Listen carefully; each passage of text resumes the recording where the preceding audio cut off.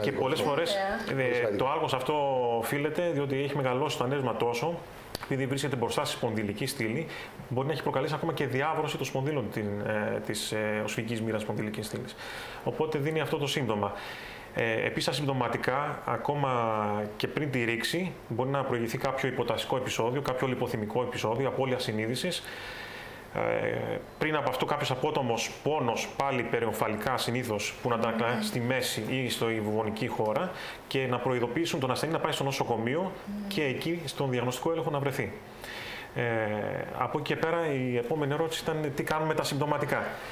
Όταν έχουμε ένα συμπτωματικό ανέβρισμα, το προγραμματίζουμε για χειρουργείο. Καταρχήν, ελέγχουμε όλες τις συνοδές παθήσεις, να δούμε σε τι κίνδυνο βρίσκεται ο ασθενής για να επιλέξουμε την ανοιχτή ή την κλειστή, την ενδαγιακή μέθοδο. Ελέγχουμε την μορφολογία και ανατομία του ανεβρίσματος, διότι και η ενδαγιακή αντιμετώπιση έχει κάποιους περιορισμούς. Χρειάζεται να υπάρχει κάποια ανατομική μορφολογία κατάλληλη για να μπορούμε να στηρίξουμε εσωτερικά το μόσχευμα και να μπορούμε να περάσουμε τα μοσχεύματα προς τα πάνω.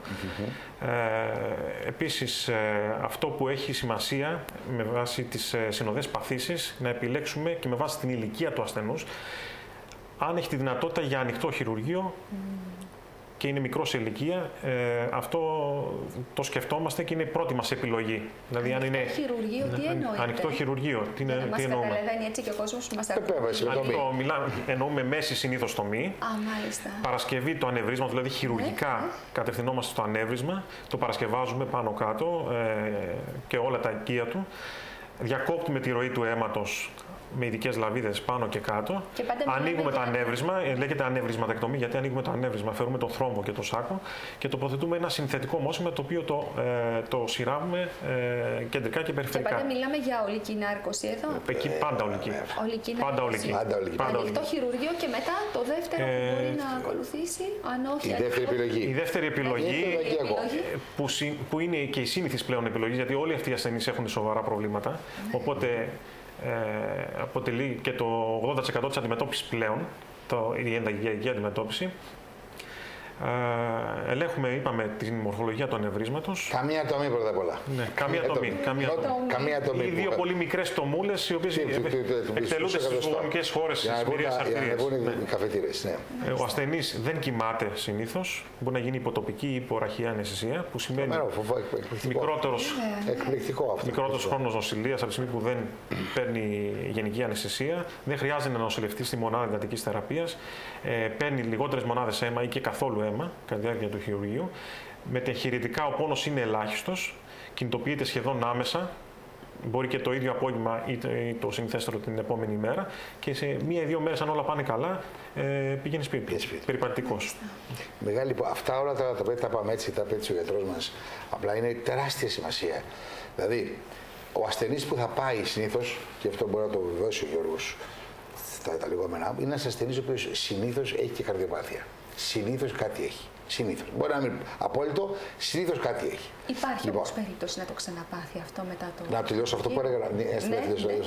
Λοιπόν, έχει καρδιοπάθεια λοιπόν. Αυτή λοιπόν τη στιγμή ο καρδιολόγος το παρακολουθεί. Θέλει λοιπόν να δώσει ο άνθρωπος πρώτον να μην μπει σε μια βαριά νάρκωση, γιατί μπορεί κάτι να του εκτρέψει την καρδιακή λειτουργία. Έτσι. Παρόλο που οι αναισθησιολόγοι μας είναι αστέρια και κάνουν το καλύτερο, αν μπορούμε να τα αποφύγουμε, τα αποφεύγουμε. Είναι το καλύτερο. Άρα λοιπόν παίρνει αυτομάτως πόντους η έλλειψη ολικής νάρκωσης. Η άμεση κινητοποίηση που μου λέει σε μένα είναι το α και το ω.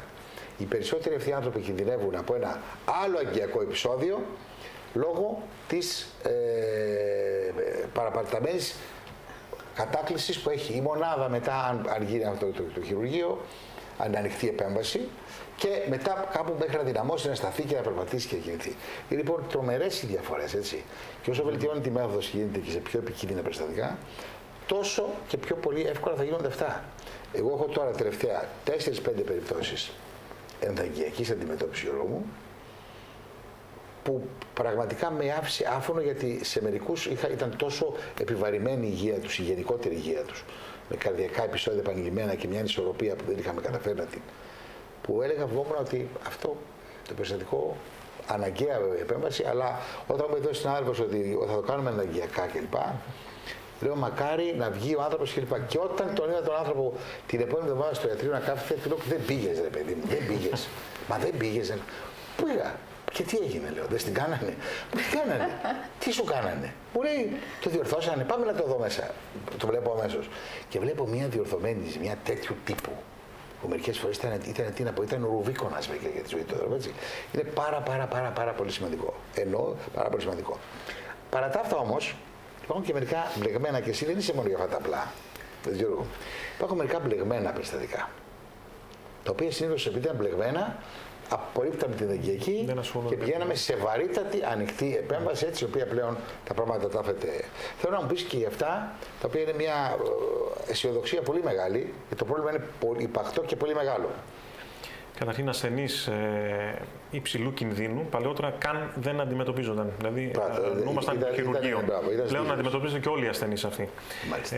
Εκτός από τα ανευρίσματα, τα κλασικά της κοιλιακής αορτής που είναι υπονεφρικά, που εντοπίζονται κάτω από τις νεφρικές, υπάρχουν, όπως είπα, και ανευρίσματα που καταλαμβάνουν και την έκφυση των νεφρικών αρτηριών. Δηλαδή, πιο ψηλά ανευρίσματα που μπορεί να επεκτείνονται και στο θώρακα, να επεκτείνονται στη θωρακική αορτή, αλλά και σε όλη τη θωρακοκυλιακή αορτή. Αυτά είναι τα πιο πολύπλοκα ανευρίσματα και η ανοιχτή αντιμετώπιση αυτά τα ανευρίσματα, ακόμα και σε εξειδικευμένα κέντρα, συνοδεύεται από πολύ σημαντικό ποσοστό θνητότητας, περίπου 20-25% και μεγάλων επιλογών όπως η παραπληγία, η νεφρική ανεπάρκεια. Λοιπόν, πλέον με μια τεχνική που εφαρμόζεται ήδη εδώ και 10 χρόνια σε κορυφαία κέντρα του εξωτερικού, σχεδιάζονται ειδικά μοσχεύματα ενδαγγειακά, όπως είναι και τα κλασικά μοσχεύματα, με ειδικές τρυπούλες, εμείς τα καλούμε fenestrations, είναι θηρίδες, τα οποία όταν τα ανοίξουμε μέσα στο ανέβρισμα, τα προσαρμόζουμε στην έκφυση περίπου των νεφρικών αρτηριών. Υπάρχει στα πλάκια, δεν μπράβο, ναι. Έτσι, ναι. Μέσα από τις τρυπούλες αυτές καθετηριάζουμε τις νεφρικές αρτηρίες, την άνω μεσεντέριο, την κοιλιακή αρτηρία και περνάμε άλλα μοσχεύματα ενδαγγειακά πάλι, όλα αυτά από 2 μικρές τρυπούλες. Και αντιμετωπίζεται, μπαίνει ένα μόσχευμα συνολικά σε όλη την θωρακοκυλιακή αορτή.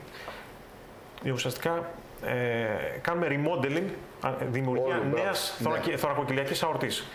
Αποφεύγει ο ασθενής μια τεράστια τομή, η οποία ξεκινάει με τον ανοιχτό τρόπο περίπου από την ομοπλάτη και καταλήγει κάτω στην ειδική σύμβηση, μια τεράστια τομή και τις μεγάλες επιπλοκές και τη θνητότητα των ανοιχτών χειρουργείων. Με αυτή τη μέθοδο έχουν πέσει κατά πολύ η θνητότητα και στα θωρακοκυλιακά ανευρίσματα και στα ανευρίσματα τα παρανεφρικά και κατά τη γνώμη μου αποτελεί ό,τι πιο καινούργιο και πρέπει να εφαρμόζεται πλέον σε αυτούς τους ασθενείς. Όταν δεν έχουμε και άλλη επιλογή, αν είναι ιδιαίτερα υψηλού κινδύνου και δεν μπορούν να χειρουργηθούν ανοιχτά. Δηλαδή, εδώ μιλάμε για ένα άτομο το οποίο έχει μια συγγενή ιστορία. Πάμε σε κάποιες θέσεις της βλάβες που είχε πλέον η αορτή κατασκευής, που δεν είναι πολύ σπάνιες. Μην συζητάμε. Είναι ο βαριά αρτριοσκληρωτικός που έχει φάει τα αγκία του όλα σχεδόν, από ό,τι λέει ο γιατρός εδώ. Και δεν βρίσκουμε μονάχα ένα ανέβρισμα στην κοιλιακή αορτή, αλλά βρίσκουμε και φαγωμένα τα αγκία, έτσι, τα βασικά αγκία τα οποία από την κοιλιακή αορτή τροφοδοτούν με αίμα και θρέφουν βασικά όργανα, άνω μεσεντέριος, όλο το έντερο, νεφρικές αρτηρίες στα νεφρά, που είναι βασικά. Τα χάσαμε, τελειώσαμε, δεν γίνεται τίποτα. Άρα τώρα μπει μέσα και να τη βάλει ένα stent ή ένα μόσχημα το οποίο να τα καλύψει αυτά και να μην τα σεβαστεί, να μην τους δώσει, τα χάσε, πάει, τελείωσε. Ο άλλος πάει για νεφρική ανεπάρκεια τουλάχιστον. Έτσι, κάτι αγώς. Αυτά πλέον έχουν τελειώσει, έτσι, γιατί με αυτά τα ειδικά μοσχεύματα, τα οποία πιστεύω ότι είναι πολύ μεγάλη προσφορά στην ανθρωπότητα όλη αυτή η καινούργια τεχνική των αγιοχειρουργών, μάλλον αυτή η γενιά αγιοχειρουργών την οποία εκπροσωπήσεις, Γιώργο μου, έχει σκοπό να κάνει πολλά πράγματα. Έχει σκοπό από μια τρυπούλα να μπαίνει μέσα στο εγκυακό σύστημα και να διορθώνει πράγματα που ήταν θανατηφόρα. Εμείς με την καρδιά έχουμε αρχίσει και κάνουμε πολλά πράγματα και έχουν προχωρήσει. Ήταν μια καλή, θα λέγαμε έτσι, καλή σκαπανής στο θέμα των Στεφανίων, τα οποία είναι και μυστήρια εκεί, δεν είναι τόσο απλά, είναι πιο μυστήρια από τα άλλα που ζητάμε, με πολύ μεγαλύτερη έτσι, και αντίδραση αλλά και υπακοή στη θεραπευτική τους. Αλλά εδώ έχει φτάσει σε αυτό το σημείο το οποίο μου είπες τώρα. Εγώ έχω πρόβλημα αυτή τη στιγμή. Όταν το ανέβρισμα δεν πηγαίνει προς τα πάνω, πηγαίνει προς τα κάτω. Έχω λοιπόν ένα ανέβρισμα το οποίο έχει πιάσει κάτω από τις νεφρικές και μου έχει ξυλώσει, αν το πω έτσι, μου έχει φαρδίνει και τα λαγόνια, τα οποία έχουν μεγαλώσει επικίνδυνα. Εκεί τι κάνουμε? Εκεί υπάρχει μια παρόμοια τεχνική. Όταν απειλείται η αιμάτωση της μίας έσω-λαγωνίου, συνήθως προσπαθούμε να κρατήσουμε και τουλάχιστον τη μία έσω-λαγώνια αρτηρία να έχει αιμάτωση. Αυτό που συνήθως κάνουμε, υπάρχει ένα καινούργιο μόσχημα που και αυτό βγάζει ένα πλάγιο κλάδο, ένα άλλο μοσχηματάκι, το οποίο το ανοίγουμε και αυτό ενδαγγειακά. Μπορούμε να το καθετηριάσουμε από την άλλη μυρία, πάλι ενδαγγειακά, πάλι με αυτές τις δύο μικρές τρυπούλες, και να περάσουμε άλλο μόσχευμα που να στερεωθεί στην έσω-λαγώνια αρτηρία, έτσι να εξασφαλίσουμε την αιμάτωσή του. Και συνέχεια να αντιμετωπίσουμε και το υπόλοιπο ανέβρισμα της κοιλιακής αρτής, όπως. Άρα ξεκινάμε από την έσω-λαγώνιο. Ναι, μπράβο, ναι. Εξασφαλίζουμε την αιμάτωσή της. Μπράβο, ναι, με ένα μόσχευμα. Πάλι με πλάγιο κλάδο, με αυτή την τεχνική, την branch τεχνική που λέγεται, με πλάγιο κλάδο.